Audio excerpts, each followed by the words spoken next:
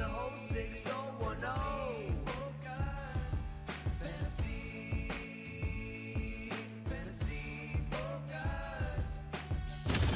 Hello and welcome into Fantasy Focus Football. Today's show is presented by Geico. Switch to Geico, see all the ways that you could save. It is a normal Thursday show, and by normal, I mean all four of us are here again. I'm starting to get used to this. It's the new normal. It is the new normal. Yeah, it's the normal. Like new normal. Get it? It's the normal. Do you like the new normal or do you like the old normal? I feel like they're all normal. I'm different. This Friday show is different from me, guys. I have a little bit of a cold, but Mike Lake gone would be awesome. Sorry. I think that's what he's trying to. Wait a minute, I'm always on the Thursday show. Wait Here. a Who's new on this second. show? There's Stephania. are you guys familiar? That's some why I shade at figured you were. Stephania? I was. Yeah. Are you guys familiar at home with the Nielsen ratings? It's one of those metrics that people use to measure TV Yeah, audiences. Leslie Nielsen. they you used came it up with in them, right? I believe it was Leslie Nielsen, yeah. In any event, there is a comparable metric for whatever you want to call this podcast, internet TV show, digital streaming show, and it's shown that more Stephania is better. So larger audience with Stephania on the show. I'm sure thus, we that's recruited her for measured. more time. No, I'm serious. I talk to people. Yeah. Oh, Talk to people. I talk to people. Yeah. I talk to the Nielsens, who are familiar with the family that is gone. responsible Yes. for Yeah, that's what it this is. other rating. Yes. I believe it's the Dopps. Is this what Yeah. your wow. Dopps? Wow. Yes. Yeah. In the Dopp household, I believe it. Shirley. Well, obviously, my Mama great Dopp uncle and I came have up a with the thing. Doppler radar. Obviously, everyone has heard of that. Yeah, why do so- you work? Like, why do you work? Because you've got uncle money. I know, right? Right? Like, Doppler radar. Doppler like, radar money. It's got to be worth. So Something. my mom has a place, has a summer home, and that we go to, obviously, and visit her for chunks of the time. And in the town that she has a summer home, there is the gas company on island is Yates Gas. And No whenever people are way. like, dude, why do you work if you're Yates Gas? That's so and I'm funny. like, nah.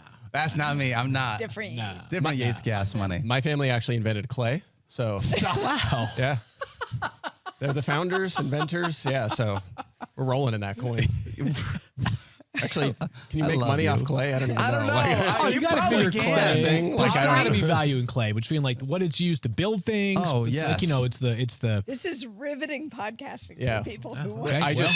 I just shovel it up and sell Ow. it. That's what I do. Okay. good. Family tradition. Anyway. Gosh, I actually One forgot. of us came here to talk football. yeah. but I Stephania, don't know. she got Bell money, Right? Your That's family what it founded is. a Bell. Yeah, the telephone. That's Yeah, right. Bell Atlantic. That doesn't exist Alexander anymore. Graham, you know. Uh-huh. for him. 100%. You know what Stephania's got? This is going to be my awkward pivot to football. Stephania has Christian McCaffrey money, $16 million per year. There we Yeah. go. Now let's How talk about the that? game. That sounds good to me. I actually felt like today was a Friday because we're talking nothing but games today because we have Thursday night football. We've got 3 games on a Saturday, which is going to load up my Saturday with something fun to do.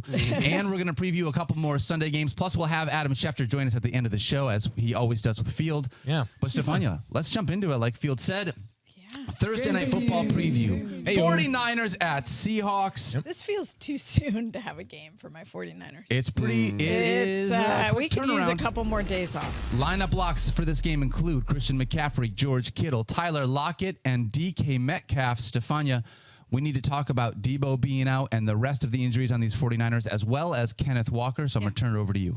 So Deebo is not a surprise, right? We knew that he was expected to miss multiple weeks. The talk for the 49ers was whether that he would be available or not before the end of the regular season, which, if they were to win tonight, I would expect you might not see Deebo before the end of the regular season because they would clinch the division. We shall see. But either way, he is not playing tonight. Brock Purdy listed as questionable. Remember, he had an oblique and a rib injury. Kyle Shanahan has said it's about pain tolerance, but I think every expectation is that Brock will be out there. But because he has an injury, they are listing him as questionable. I don't think anyone really doubts he's going to be out there. Sure. Kenneth Walker is the big story, right? Because he missed last week and half of the previous week when he had that ankle injury, but he upgraded to full practice, and Kenneth Walker is going to play tonight. So I expect him to be your starter at running back in Seattle. You can't really use the metrics of when he played against the 49ers last because he was not the starting running back at that time. So he didn't have much activity in that game. Obviously, the 49ers run defense is their big stalwart on defense, so we'll see what happens. I don't know. It's hard for me to comment on this one because I'm obviously so heavily biased, but the 49ers struggle in Seattle. There's no secret there. They always play each other tough. Seattle still has a chance for playoffs. Yeah. They would really like to win this game. And the 49ers going up there in the 12th man, that's a real thing. It's tough. I'm not saying this because it's the first game of the week, but I think the hardest decision in fantasy this week might end up being Kenneth Walker III. There are so many indicators that you love about this player. He's awesome. He scores a lot of touchdowns. He's very capable for breakaway runs, but he's also coming off of an ankle injury that limited him in practice this week, even though he is off the injury report. So even if he's 75 or 80%, he's not 100%. At least that would be my inference based off of his practice participation. And who does he play Beyond this that, he plays the 49ers, who are awesome. They have been the stingiest defense to opposing running backs this season. That right there makes you a little bit scared. And then in the 2 games prior to this, when he got hurt, I should say, 2 games prior to his injury, 24 carries for 43 yards. So he's been in a bit of a rut. And I think with Kenneth Walker, one thing that we've realized over the course of the year is that I'm not saying this is sort of a deep cut here, but like when Saquon Barkley early in his career, it was like big runs or run stuffs, not a lot in between. And Kenneth Walker has had some of that this season. He has been saved on a couple of occasions by long runs. Those count, don't get me wrong, but are they something you can count on against the 49ers? I have him as RB18. It's tough. Obviously, the running back landscape is thin. But, Mike, I get it. Like, if you were in a perfect scenario and you had 2 other capable running backs, I could see the value in sitting him. But I am, again, RB18. That reflects a starting player for me. I agree 100%. There's a reason I don't have him as a lineup lock this week, right? And for the reasons you just laid out, this is a dominant run defense. One of the best we've seen in a while, just in terms of volume-faced efficiency, just against the pass, against the run, just straight domination. Week 5 is the last time a running back had more than 13.5 fantasy points against them. And I mentioned this stat in the past. That was Christian McCaffrey, right? They traded for him. They were so impressed by a running back actually doing well against them. They're like, we're just going to trade for that guy. That's how good he is. So they've just been straight dominant. In Walker's defense, if you want to justify playing him, he's a top 10 running back during his 7 full games as the lead back. Yep. He's averaging a hair over 20 touches a game. But here's the thing. He's probably not going to have much rushing efficiency. They're probably going to have to throw more than usual. So he might have 12 carries. You're hoping for like one of them 8 target games. And he had that a couple weeks ago. It's possible. So you can justify starting him, but if you want to find a way to bench him, fill somebody, it's totally viable. Let me give a scenario. Viable. And this is something I'm working through, and I don't know what I'm going to do yet. We still have another, 10 hours until the game begins. I have a league in which I have Nick Chubb, Kenneth Walker III, and my 3rd running back is Damian Harris. Mondre Stevenson out of practice. Damian Harris practicing yesterday. We don't know if Damian Harris is going to play on Sunday. Yeah. You don't know. So I have to, I am risking the possibility that if I sit Kenneth Walker III tonight and Damian Harris does not play on Sunday, that I will have Pierre Strong on my lineup as an example, right? I know that sounds less desirable than having Kenneth Walker III tonight, but if Damian Harris is upgraded to full as an example today, which I'm not forecasting, but if he were, it's like that's an example of the kind of lineup decision that you could be making surrounding Kenneth Walker III tonight. Sure. Because the 49ers are just that good on defense right now, especially defending the run. What I would say, you mentioned that he was limited in practice. He was only limited on Monday. It was walkthrough. They didn't really practice. Like the only day that they actually did stuff was Tuesday, and he was out running, and he was full. He did everything. And Pete Carroll talked about how good he looked and that he looked real quick. And I know he's prone to being optimistic. Yeah. But at least what you know is the day that they did practice. Wednesday, they didn't really practice. They listed him as full. They didn't do anything. But Tuesday was the day that he did the most. He came away from it fine. They took him off the injury. I would say 95% of my concern is your Niners defense, though. Oh, I mean, yeah. that's what I'm worried about I'm here. just along in the fire I'm here, just, right? I'm just taking that. Yeah.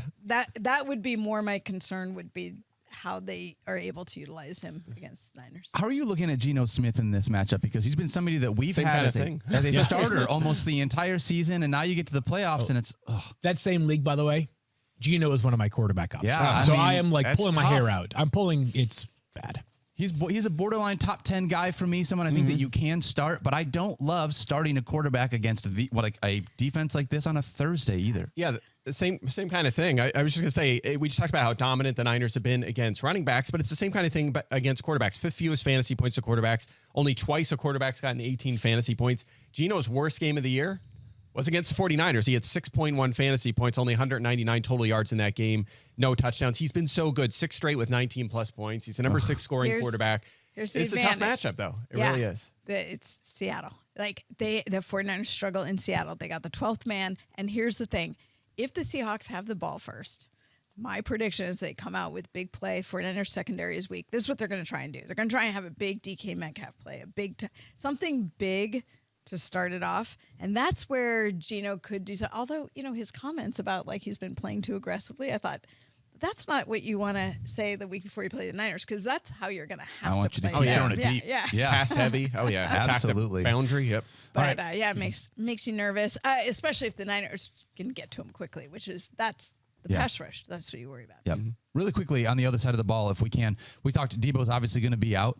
Brandon Aiyuk should just slot right into a high-end wide receiver too, maybe not high-end, but like at least a mid-tier wide receiver too, with how bad this Seahawks secondary is, Field. I've got him as wide receiver 18 on the board. Keep in mind, obviously, that there are other players that will step up as well. Juwan Jennings should play a decent amount. Ray McLeod. There are other players who will have some contributions in the passing game, maybe a bit more George Kittle. But Deebo Samuel has been the most targeted player when Brock Purdy has been under center this season. He's obviously a special player as well. So someone's got to step up and fill the void. Aiyuk, who's just rock solid, got him as wide receiver 18 on the board. Maybe not quite a lineup lock, but certainly darn close. He is knocking on the door because while Seattle's cornerbacks individually have played well, it's not like this isn't a defense that teams have been able to throw against in fantasy football. So not concerned about that matchup myself. All right, let's move ahead and talk about some Saturday previews here. Oh, I'll tell you what. Let's pick this game. Okay. Let's pick the Thursday night football Let's game. do it. Why not? Who do we start with? Boy, Field, I'll start with you, I guess. Yeah, I'm not trying to kowtow to Stephania, but give me the 49ers. They're just so good. They're so good on defense, and Brock Purdy, regardless of the fact that he's a third-string quarterback, has been playing really, really solid football. I think a monster night is on tap for Christian McCaffrey as well. Seahawks' second-worst run defense in the NFL. Give me the Niners like 23-13. 23-13. All right. Stephania has Seattle in the blowout. So. Yeah. Look, I want that. That'd be great. Who I want to win. Is this like reverse psychology? No, you keep saying like Seattle's so good at home. I've been a 49er fan for many, many years, so I have witnessed the Seattle upset and late in the season, just to be a spoiler, it's exactly the kind of thing we don't like. But if Christian McCaffrey has a big game, which is what I predict as well, then I think the 49ers take it. Okay. 23-22 Niners. Close one. Wow, that's close. Yeah. See? 23-17 was my amended prediction. Wow. I had the right number for the 23-22. 23-22. So you know what 5 field goals for Jason Myers tonight. That's it. That's what it is. Hey, I have him on some teams. I'm here for it. I'm going to go Niners over the Seahawks 24-23. Wow, we have a consensus off. pick. That's embarrassing. This is nerve-wracking. Yeah. All 4 of us picking the Niners. Now I'm This is how upsets happen. This is how upsets happen. By the way, Stop. which means that if the Seahawks win tonight, it is absolutely our fault, and we totally jinx the 49ers, just so people know how the internet works. Yeah, That's right. Just so It's our people fault. know. All right, let's talk Saturday previews. We're going to start with the Colts at the Vikings. Lineup locks for this game include Jonathan Taylor, Michael Pittman, Dalvin Cook, Justin Jefferson, TJ Hawkinson. A lot of fantasy goodness. All 5 of those guys. Yeah, game. going to be a lot of good names in there. Mike, I want to start with you when talking about Michael Pittman, even though he's a lineup lock. Him and the rest of these wide receivers should have a pretty good game, I would think, against this secondary. Yeah, Pittman's tough. We've talked about him. The production hasn't been great as of late, but 7.9 targets per game and going up against this Minnesota defense that has struggled. To put some numbers on that, second most fantasy points to receivers overall, second most to the perimeter, the most the last 8 weeks. So they're just getting worse. They were actually a tiny bit better earlier this season.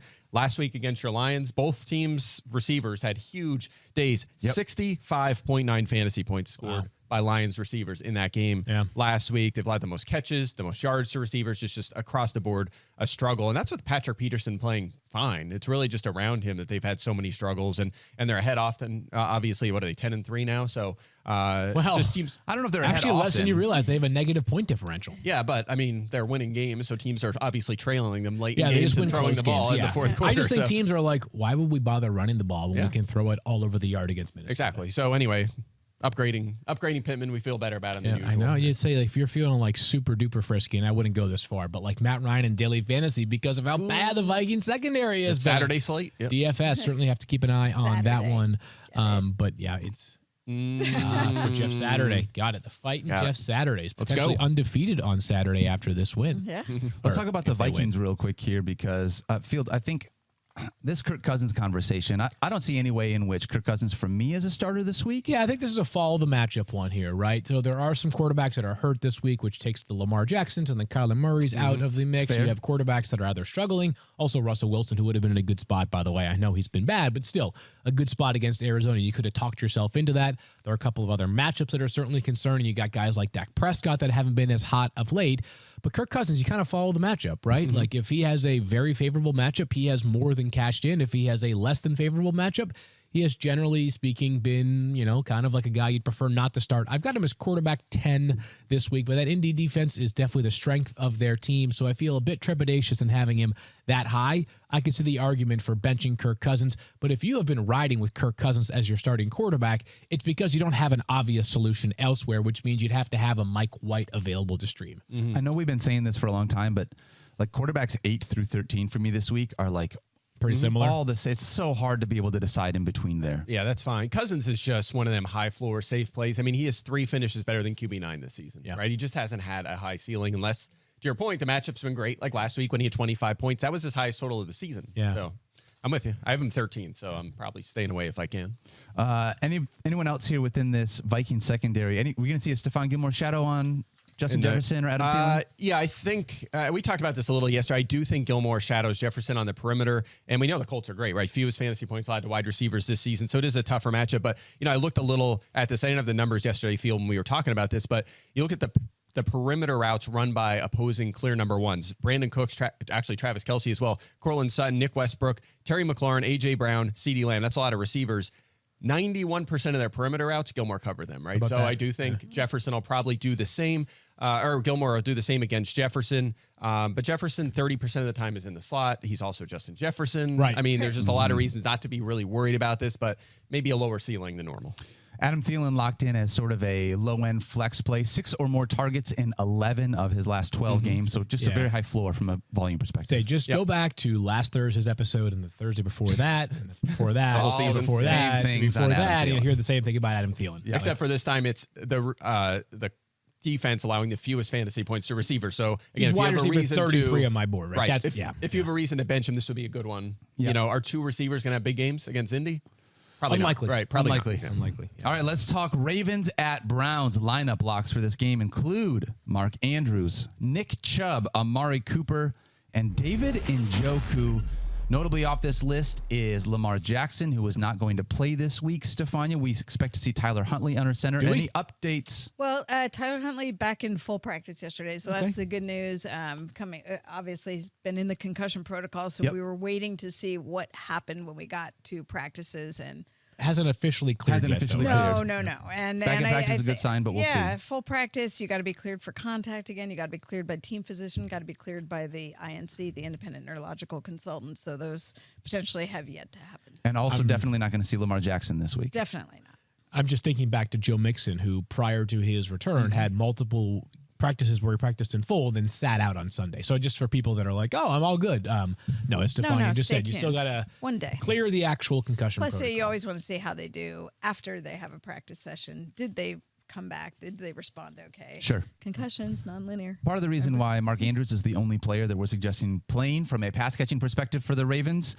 But from a running back perspective, Field, I want to ask you about J.K. Dobbins because he came in last week and he looked fantastic. 15 carries for 120 yards, which means he averaged 8 yards per carry. That sounds about right to me. Yeah, yes, I mean, yes, that's a correct. clip that he can't match that efficiency again this week in spite of a good matchup. But, it is a good matchup, and he did look good last week. There were a couple of runs, specifically the 44-yard run he had, which if you watch just the first half of the play, you're thinking to yourself, that's a touchdown. He ends up kind of coming up a little bit, I don't know about lame, but lost some steam pretty quickly, and Minkah Fitzpatrick chased him down, which is a reminder that he's probably not 100% yet. Basically everything that could go right for J.K. Dobbins from a result standpoint last week did go right. Yeah. Plays 26 snaps and turns that into 18 fantasy points. You ask yourself whether you think that is sustainable week over week, even in a good matchup. He had 0 targets last week. He ran a total of 4 routes last week, which was still more than Gus Edwards, but the Ravens don't throw the ball to running backs unless your name is Kenyon Drake and you are the starter because everybody else is hurt. So have him as RB34 because if he doesn't turn those 15 carries into 8 yards per carry, it instead turns him into 4.5 yards per carry and doesn't turn that touchdown opportunity into a touchdown, instead it's 0 touchdowns, you could be talking about a guy who gets you 7.5 fantasy points this week. That's why I have his RB34. Yeah, there's a lot of running backs like that right now that just are doing 0 as pass catchers, right? That's the 3rd straight game he's had 0 targets. So you're really relying on this carry volume right now and hoping for a touchdown. But to your point, the matchup's great, right? It is a Browns great matchup. top 3 in fantasy points and rushing touchdowns with 17 to running backs this season. So this kind of sets up for him, right? This is a J.K. Dobbins game, essentially. If he gets 15 carries in a great matchup, could score. The efficiency's always been great for him and Baltimore running backs as well. So I feel a little better because of the matchup. I still have him 32nd because no passing down work and every team's playing this week. But as far as flex options go, you could do worse. Here's what I would say. I thought he looked better than he had looked when he was running before. Definitely. He had this additional procedure. He came out of the game no worse for the wear. If you recall, before he had this additional procedure, he was on the injury report every week, still being limited. Not there at all this week. good. So he obviously came out of the game okay. So I would expect that. I think some of what you saw is the deconditioning that happens when you have another surgery and you're just not as conditioned to be back there. So he looked good when he started and then kind of ran out of steam. But his run for the touchdown looked really strong. There were things I saw in him that I hadn't yet seen. So I think just for his overall health, it's encouraging, and he could get better as the weeks go on towards the end. Like, he could actually be somebody who can really improve over the fantasy playoffs and make a difference for you then. Yeah. I was just going to say, I'm excited for him next season. Yeah. Like, just get all the way back to under, because remember, this is a 99th percentile athlete. Yeah. And that's kind of why I was so in on him this year. Obviously, I jumped the gun probably a year early, definitely a year early, but super excited about him long term. Yeah. And it's good to see. I mean, it's just for the player. You're happy to see a spark of that back. You were going to say where you have him in your rankings for next year? Yes. I know you're really excited to talk about next year's I did rankings, write about so. this in Field Pass, but what I will say is just that while we are maybe a little more pessimistic than the numbers last week would suggest for this upcoming week, still clearly the Ravens running back that has the most fantasy value right now. Yeah. Like, if you have the choice between multiple Ravens backs, specifically Gus Edwards and J.K. Dobbins, it's clear that Dobbins is the most valuable back. Mike, I want to ask you about Deshaun Watson in his first game Good one back. here. It Yeah. was a pretty awful game. question. Last week, he was quarterback 14. Now you've got to make a decision against a Ravens defense. Am I going to trust him in the first week of the playoffs? I'm at QB8, so I think so. He is trending up a little bit. Was over 16 fantasy points last week. He gives you a little floor because of the rushing, right? He had 6 carries last week for 33 yards. In his first game, he had 7 carries for 21 yards, so he's giving you a little in that department.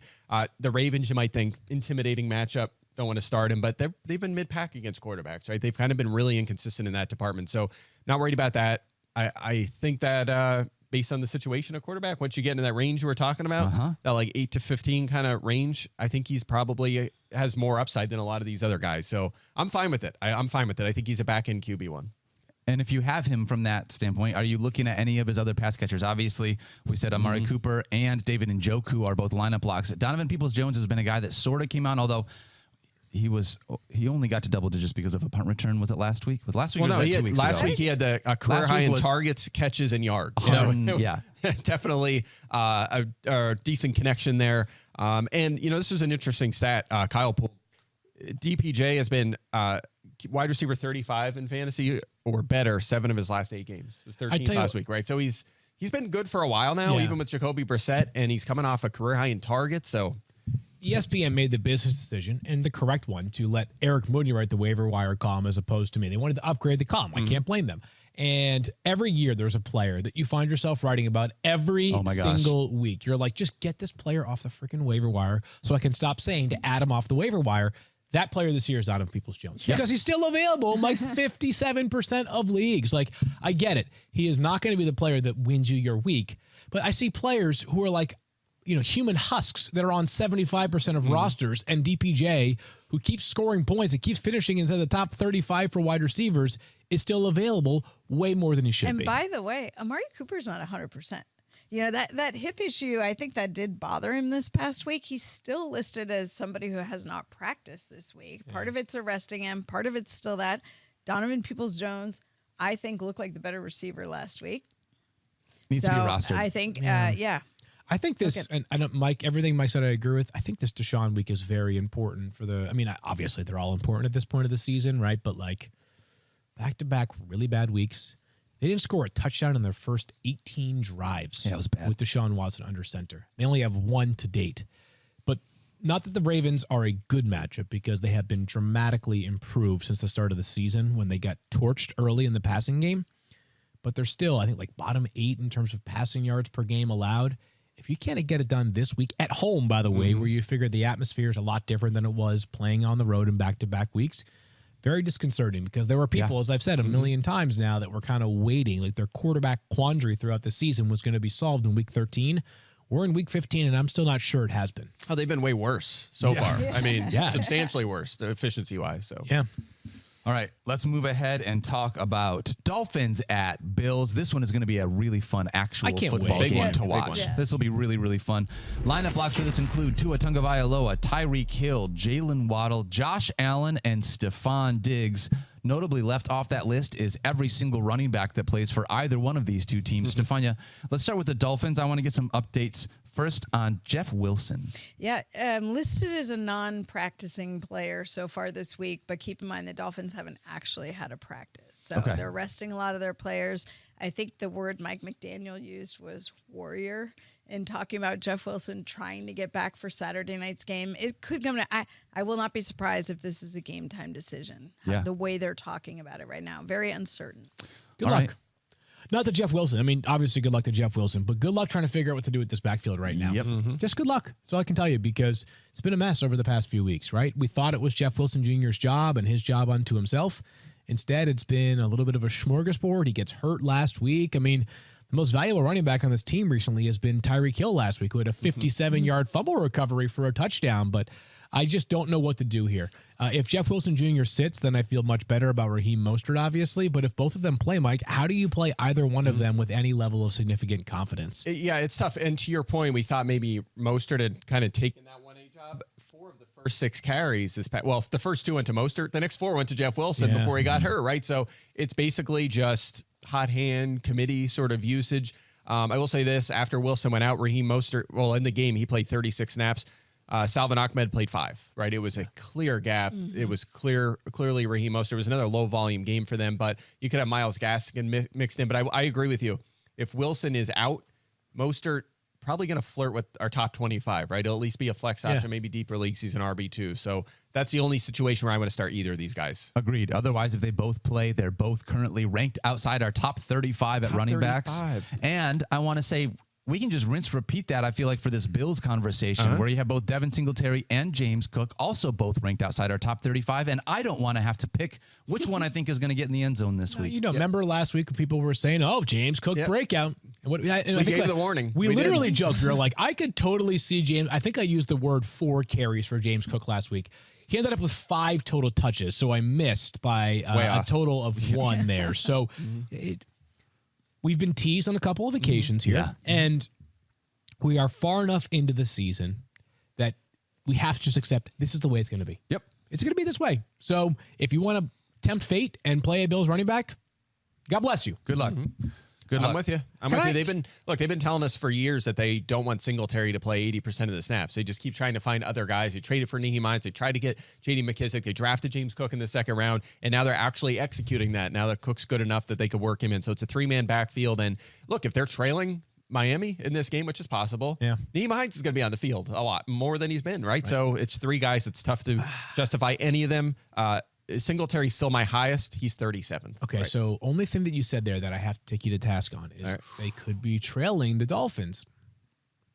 Nervous is the word that I would use to describe myself right now, thinking about this Dolphins offense. I've got Tua currently plugged in as a starter.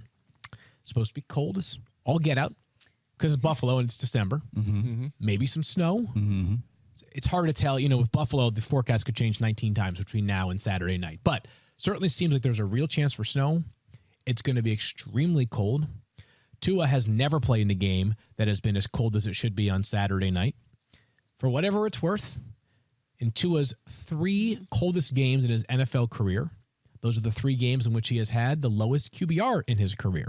Sounds like Jared Goff. He has also been in a rut over the past couple of weeks, right? I mean, he has played poorly in back-to-back weeks. Yep. I said that Kenneth Walker III is the most difficult decision of the weekend. I stand by that. But Tua's not far behind and probably is the most difficult quarterback decision of the week. It makes me nervous. The Bills defense obviously is really good. Tre'Davious White is back to playing 100% of the snaps. Yeah. I mean, they First are. game. By the way, the Dolphins offensive line, we'll see which tackles are available, whether Teron Armstead is available. He's played, obviously, but he's been banged up with a pec injury. Definitely Like hurt. signing Eric Fisher off the street to play meaningful snaps at some point. Like, this one makes me nervous. Not going to lie to you. Like, I don't have any Tua this year in my teams that are in the playoffs. So I'm not making that decision personally, but I would be thinking long and hard about it. I really would. I get it. Mike McDaniel said he is not going to even look at the weather forecast. He is not allowing the team to consider weather as part of their. I love that. I love preparation. that. I was talking to somebody who works at ESPN. He's from Buffalo this morning. And I said, there are two things that I don't care how long you're doing them, you never get used to. Nobody gets used to waking up at an ungodly early hour. Mike Golick Sr. used to talk about this all the time. I don't care if you've been doing radio for 30 years. Getting up at 4:30 or 3:30 in the morning, not normal, never will be. Second thing, I don't care if you're from Antarctica. You don't get used to the bitter cold. No. You just don't. And Miami certainly will not be getting used to the cold by traveling up there on Friday and having one day in a hotel by Saturday. It's going to stink. It's going to be miserable. It just is. We're all humans. Even though these guys are tougher in their left pinky fingernail than I am in my entire existence and ever will be, still, it's going to be tough on Saturday night. I'm nervous. Real quick question to close this game out. Obviously, Stephon Diggs is a lineup block, but any chance he sees a shadow here in this game, Mike Clay? Yeah, I think so. Xavier Howard probably will shadow him. Diggs has been fine. He's been shadowed by Howard in 4 straight games between these teams, and he's been fine, but kind of a limited ceiling. He hasn't cleared 16 fantasy points. So with Howard on the other side, one of the better corners in the NFL, you're probably not getting a 25-point game out of Stephon Diggs. His ceiling's probably lower than usual, but he should be fine. Again, he's had solid stat lines. I'll also say this. Miami has allowed the 4th fewest fantasy points to Xavier Howard's side of the field, the 4th most to the other side of the field. That's going to be Gabe Davis against Keon Crossan. So maybe a little upgrade there for Davis. We're always trying to figure out when's the right time to put him in our flex. Yeah. Maybe there's some appeal this week. Certainly there's a little bit. All right, let's move ahead and talk Sunday previews, and we're going to start with Lions at the Jets. Lions? Lineup blocks include, I love you guys, but also I hate you very much. Amon-Ra St. Brown and Garrett Wilson. Obviously, the top 2 wide receivers here. Injuries include Corey Davis. Stephania, where is he at within the concussion protocol? The first day of injury reports was yesterday, not practicing, but Robert Saleh seems to feel good about him being on track to play. We'll see. We'll see. Yep. Is what you guys know the concussion rule by now. So let's start there with the Jets wide receivers. Mike, if Garrett Wilson, obviously a lineup block, he's in a good spot. Elijah Moore potentially in a good spot. I'd assume they made your wide receiver corner. The Lions, unfortunately, made your wide receiver. They did, of course. Jeff Okudah, as you know, was limited last week, right? He wasn't even a full go in that game. We'll see. They have issues in the slot as well. So Lions have struggled all season long against wide receivers. We're always upgrading guys. You mentioned Garrett Wilson. We're locking him in. He's 5th in fantasy points the last 3 weeks. Yeah. He's been awesome. Moore may certainly depends on Davis, right? Right now, I don't have Davis projected. I'd be surprised if he goes, but obviously we have to keep an eye on that the next 48 hours or so.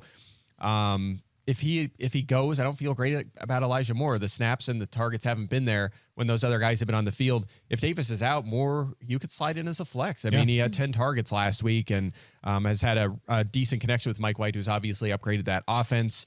Also, DFS. Yeah. Super cheap. Super cheap. He's going to be a popular play on I'm Sunday. just a little more nervous about Mike White than you guys are. Because, the rib injury is a real thing. He was limited in practice.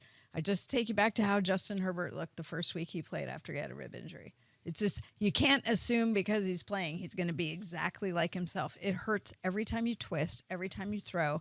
And even if they do a pain-numbing injection before you play, it typically doesn't feel good the entire time. I'm sure the defensive line will be respectful of that, though, Stephania. Yeah, of course they will be. So I would just say, it doesn't mean that I think Mike White will necessarily be a poor play if he plays, but I'm not automatically assuming he's going to just look like the guy that you saw when he was 100%.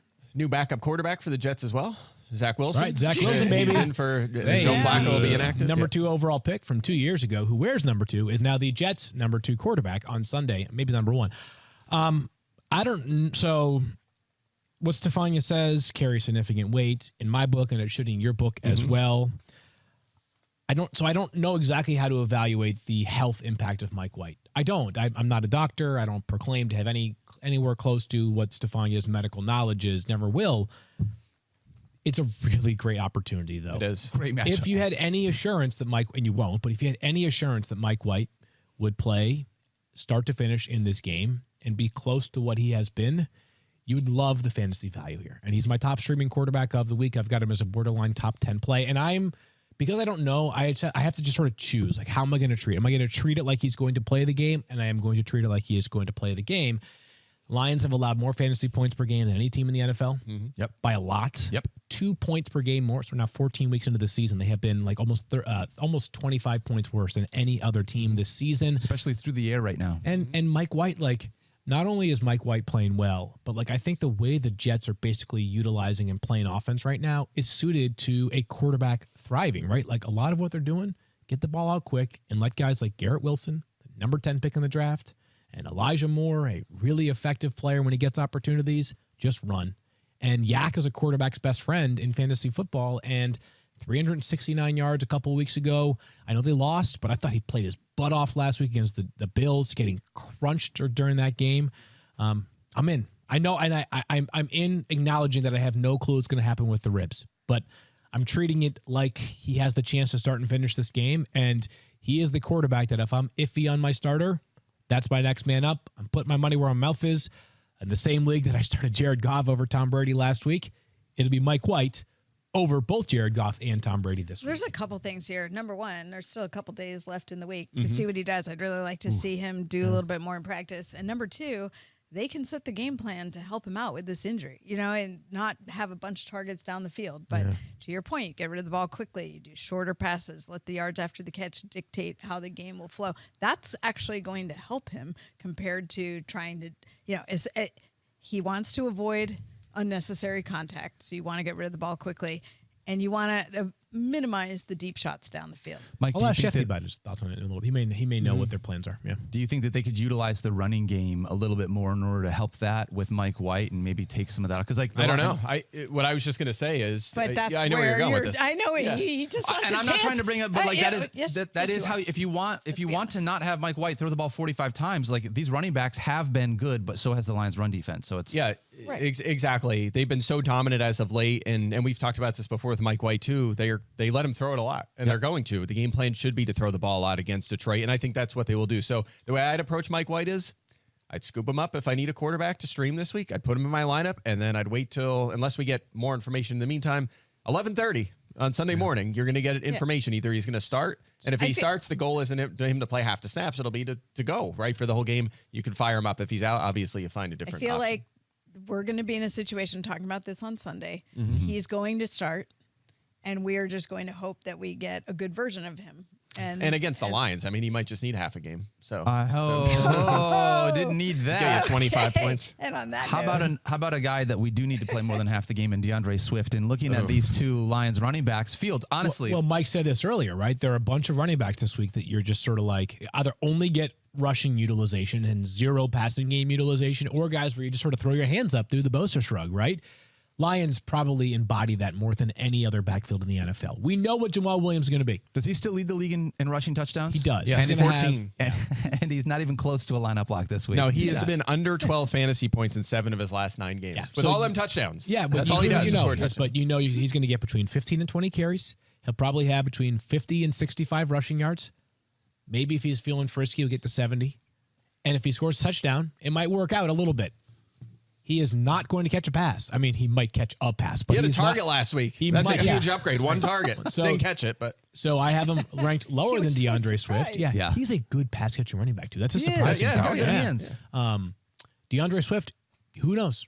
Because we thought last week, like maybe this is where things are headed. They are not headed that way. Another big He did question not mark. play that much, but he is getting passing game utilization to the tune of like 3 to 5 targets per game, which is why he gets the edge over Jamal Williams. you know they're using him. Like the Chiefs have been used. Actually, I think it was in San Francisco. They did the same thing. Jerick McKinnon. Yeah. Right, where it's like one game, he'll just play like 80% of the snaps, get all this volume, and then they're like, you need an off week. Yeah, He's yeah, not yeah. going to play at all. Rest And up, that's like kid. how Swift's been used lately, right? It's By the way, really and Justin tough to- Jackson, he's playing for them, Yeah, right? Like scored last week. Yeah. He looked good. He had a touchdown. Like he'll continue to have not a huge role, but this is sort of like the Patriots for all those years, where it was like you thought you had 2 running backs, and then Brandon Bolden plays 25% of the snaps, and you're like, oh, great. Okay, right? Like Jackson's one of them guys that wherever he goes, people are like, oh, wow, he's actually pretty good. Yeah, like, dude, I love having him. Yeah. He was a backup in Chargers, San Diego and LA, and he was good. He was runs just hard. a solid backup. He looks good, 100%. Yeah.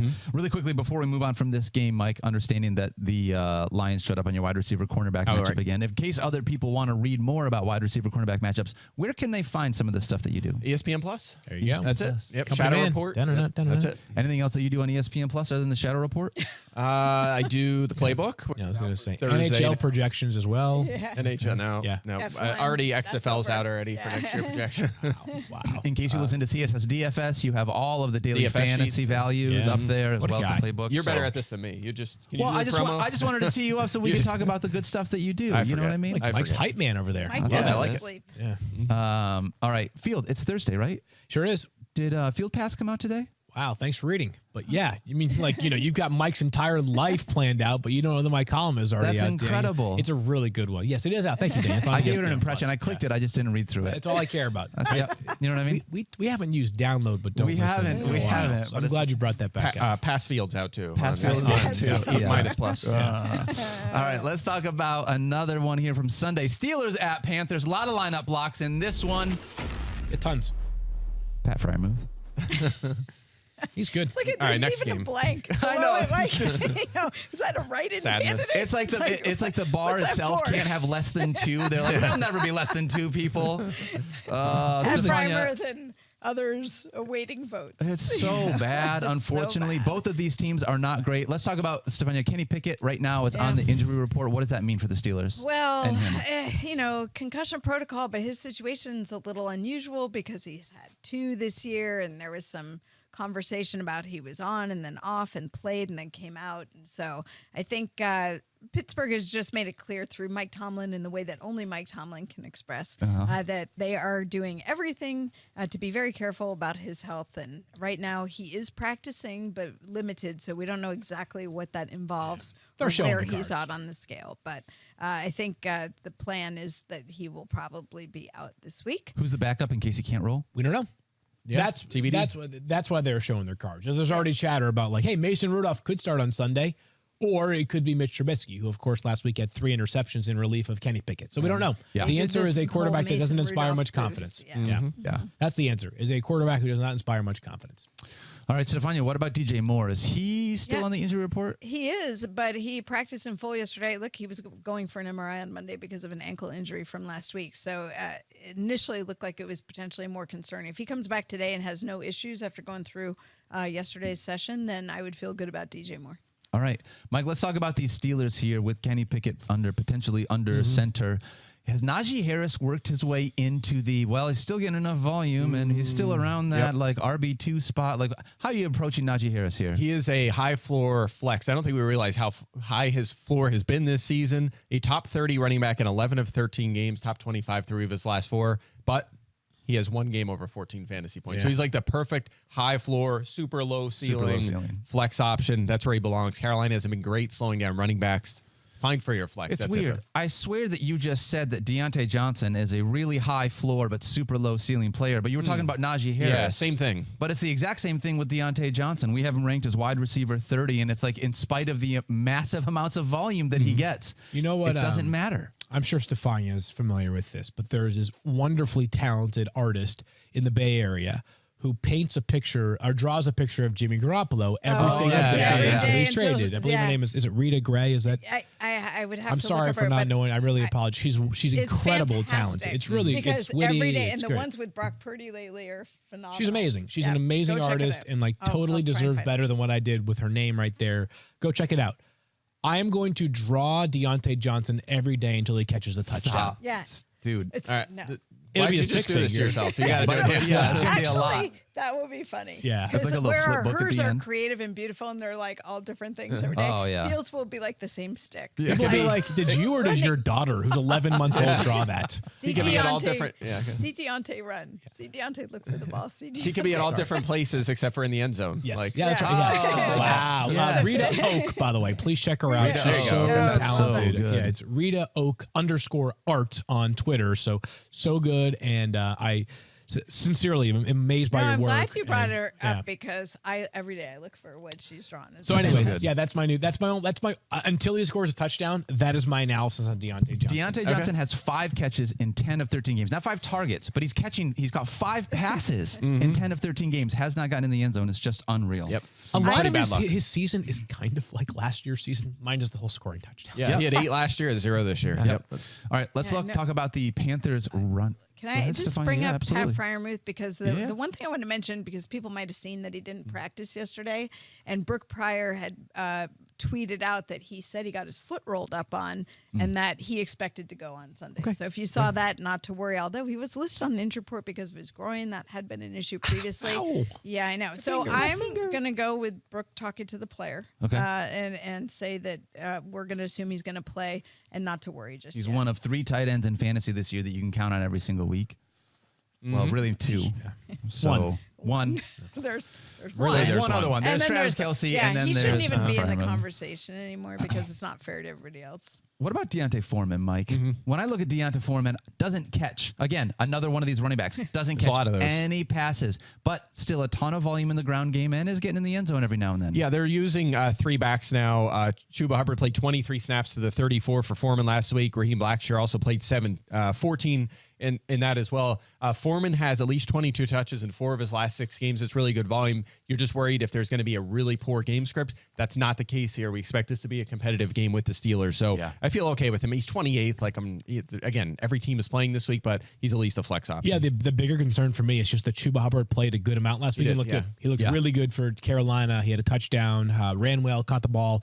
He's a useful player that I think has been much better this year than when he was where he was last year when he was filling in for CMC. Yeah, and he had a lot of touches, but so did Foreman. And again, they're trying to use these running backs a lot. They should be able to in this game, right? So All right, let's move ahead and talk Chiefs at Texans here. This one is going to be an interesting one to be able to watch. Lineup locks include Patrick Mahomes and Travis Kelce.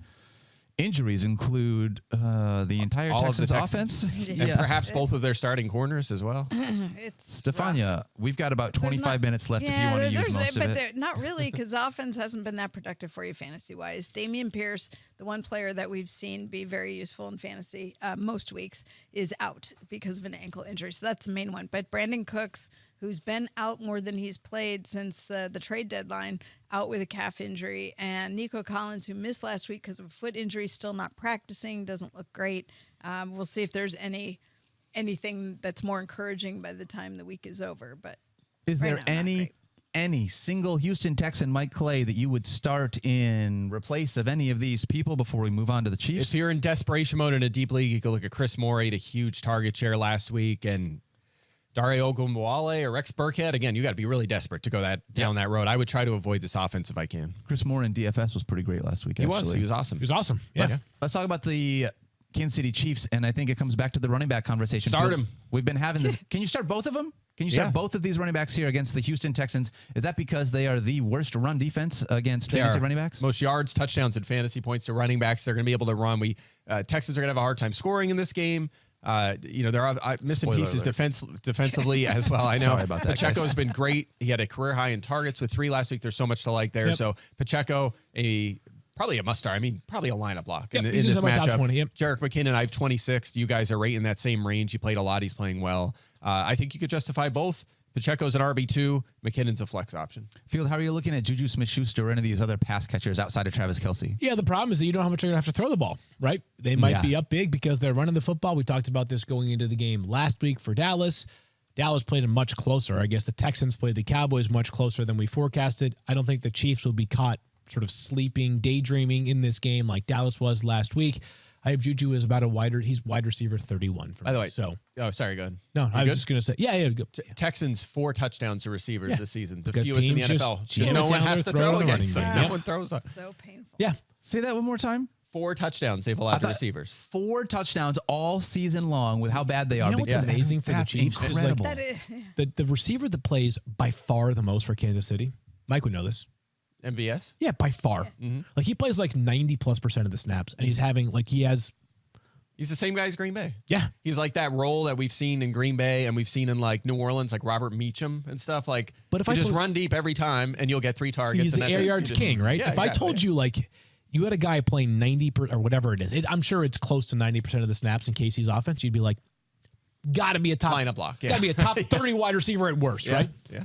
That's crazy. For MVS. All right, we got one more game to talk about here, and that is Falcons at the Saints. Let's go. Lineup blocks for this one include Alvin Kamara and Chris Olave. Wow, no Eno Benjamin? That's kind of disrespectful. Yeah, it is a little disrespectful. I knew his name was going to come up today. Yeah. Once he was signed on. Yep.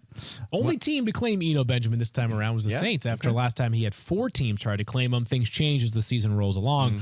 But I do think it's an interesting, Alvin Kamara already stated as a lineup block, but no Mark Ingram. Eno Benjamin is the backup behind David Johnson. You'd expect to see a bit more of David Johnson. Probably won't see Eno Benjamin this week, but hopefully we see a lot of Alvin Kamara. When was the last time we saw David Johnson?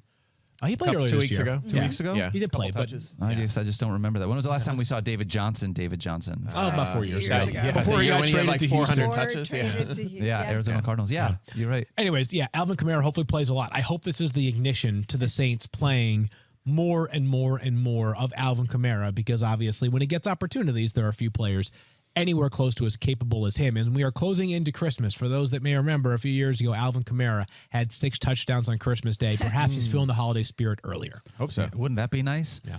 From the Falcons' standpoint, Nope. Okay, Nothing. Yeah. that's sort of where it's at. Quarterback change. Patterson, we love, but he's a committee back now. 9 to 14 touches in every game. Hasn't scored a lot of fantasy points for a while. So we don't love him. Drake London's coming off a big target share. Quarterback change. We don't know what that's going to look like. That was his first good game in a long time since early this season. So I wouldn't want to start either guy. There's no way to trust anyone in this offense. I'm excited just to see what it looks like from an this is NFL much more perspective. for me about like 2023 and beyond, right? Like, is Desmond Ridder going to be the guy in Atlanta next year? It's way too soon to say anything like that.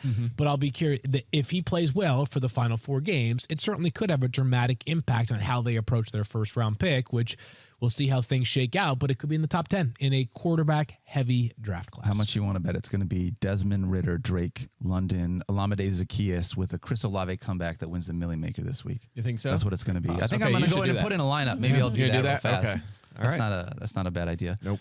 Anything else that we want to talk about here, Field Yates, before we talk about some insurance? No. Let's talk about insurance instead. Geico asks, how would you love a chance to save some money on insurance? Saving money on insurance. Of course you would, Daniel and Stephania and Mike. And when it comes to great rates on insurance, Geico can help, like with insurance for your car, truck, motorcycle, boat, and RV, even help with homeowners or renters coverage. Plus, add an easy-to-use mobile app, available 24-hour roadside assistance, and more. And Geico is an easy choice. Switch today and see all the ways you could save. It's easy. Simply go to geico.com or contact your local agent today. Alrighty, and time now for us to close out the show with a visit from our guy, Adam Schefter. Shefty, good morning. I'm doing great, Shefty. It's great to have you on with us. You are sandwiched in between 2 very different Monday Night Football trips, Arizona this past week and Green Bay this upcoming week. Bundle up is all I can say. I wanted to ask you about Mike White, who we talked about a bit yesterday on NFL Live and earlier on in our show. Stephania sort of with the probably, it sounds like he has a good chance to start the game. The concern is whether or not he'll be able to finish the game. Does that sort of jive with where your information has been at regarding Mike White? Listen, limited right now, and I would say that the best way to describe it is this. He wants to play. Yep. The team wants him to play. I don't know if the doctors are going to sign off on him playing.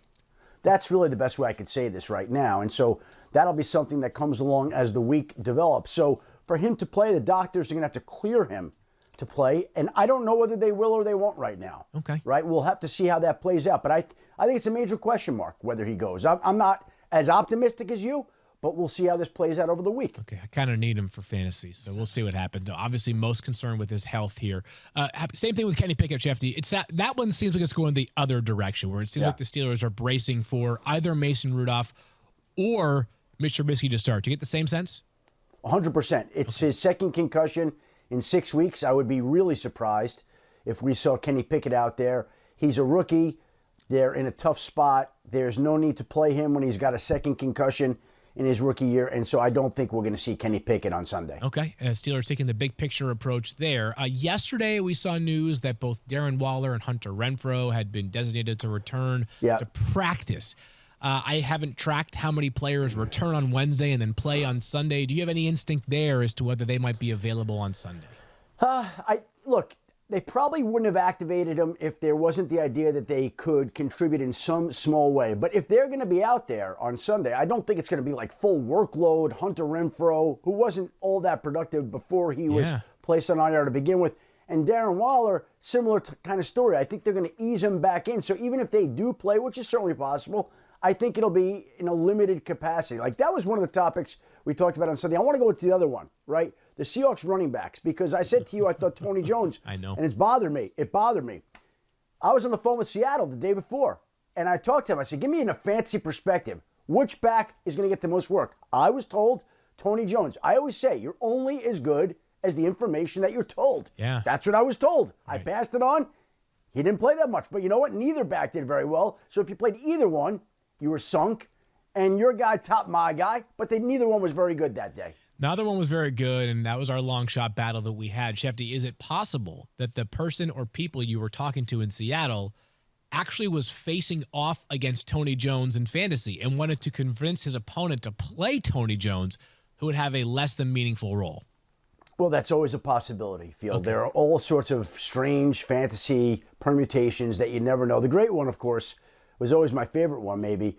Matthew Hasselbeck used to play fantasy football when he was quarterback for the Seahawks. And there was a week in which he had a very tough assignment, and his other quarterback on his team was Brett Favre.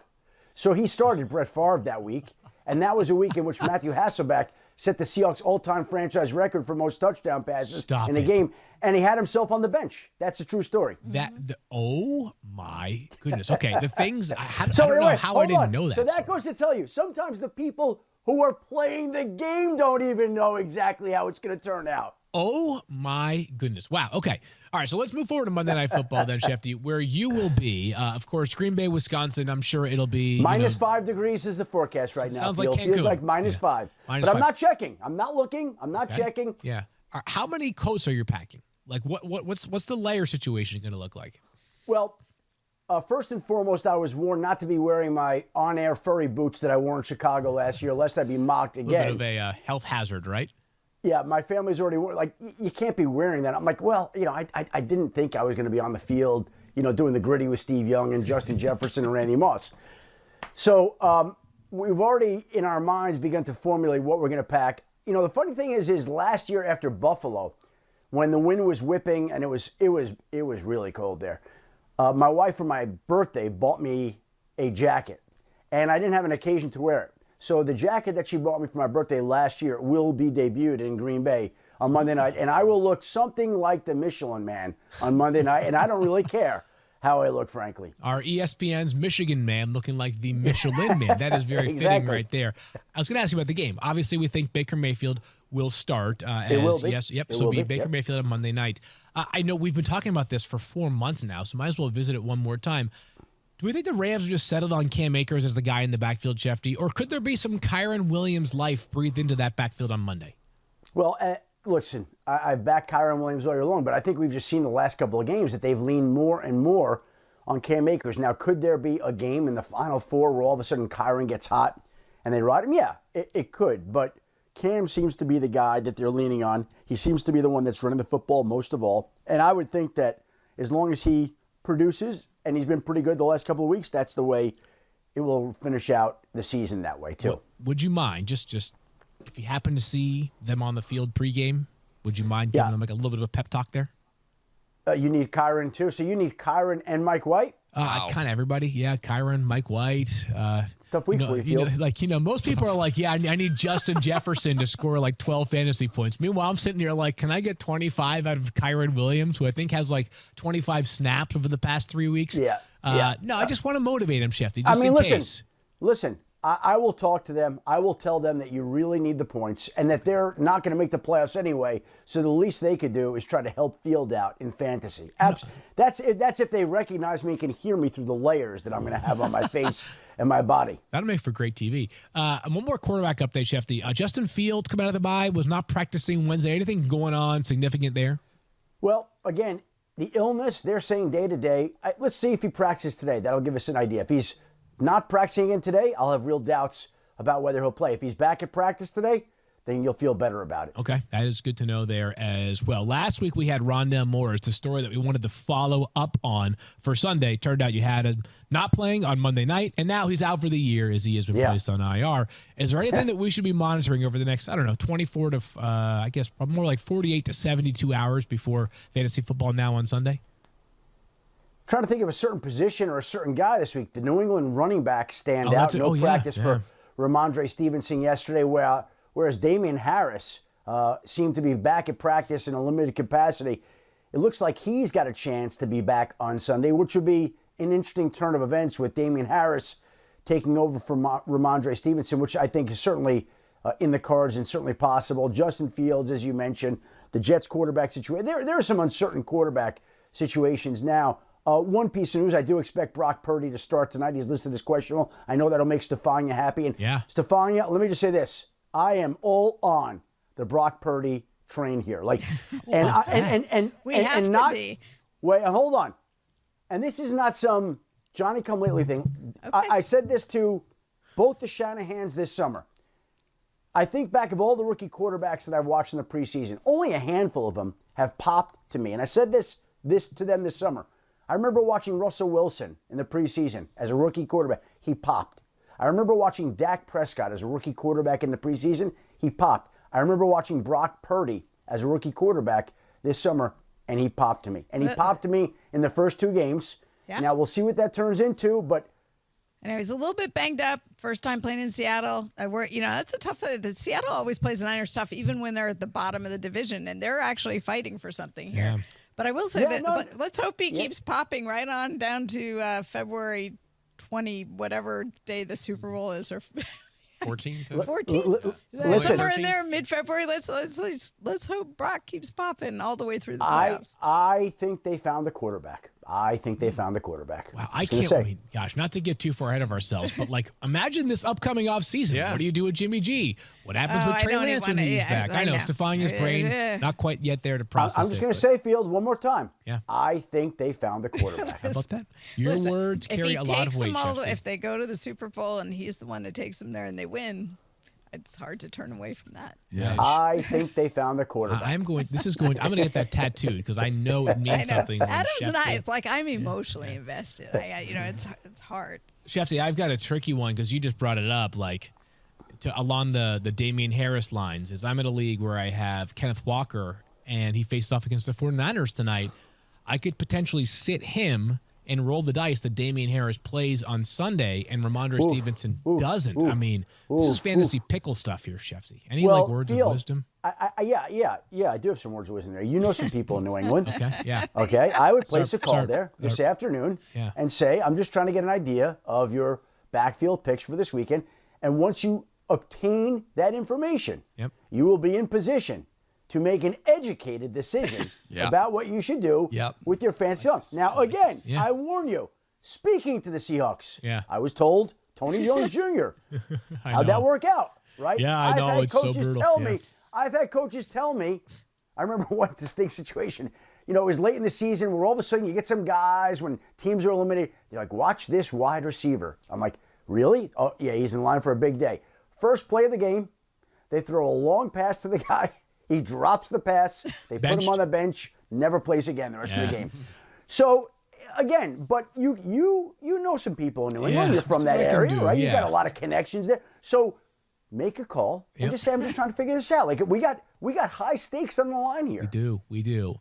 Last thought here, Schefter, is you mentioned how you saw Russell Wilson pop, Dak Prescott pop, Brock Purdy pop. Nick Caserio, the Texans GM, in case he's looking for a consultant, if they have the #1 overall pick this year in what is a very deep but unnecessarily clear-cut quarterback class, are you available for some side gigs this spring? Well, listen, I'm just telling you, I say this to people. I don't study X's and O's. I don't pretend to know X's and O's. But there are certain things you could just see sometimes where a guy just flashes. And you say, this guy's got it. Yep. Like, he can play.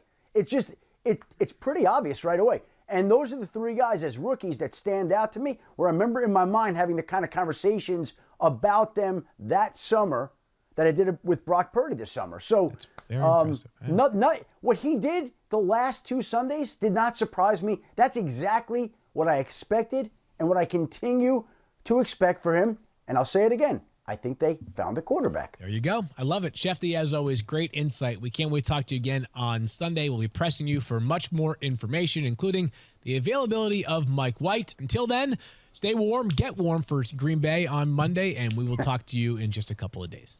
Thank you, everybody. Great stuff, as always, from Schefter, and that wraps up our Thursday show. Guys, we have 11 more games to preview tomorrow. Who's ready? 11 more? Wait, hold on. I can't count. We have like 8. It's a lot of games. Oh, my Yeah, gosh. it's like All of a sudden, I feel like we're going to redo some of the games. It's almost like bye weeks are over. That's Yes. You know what? It is Playoffs. true. Playoffs.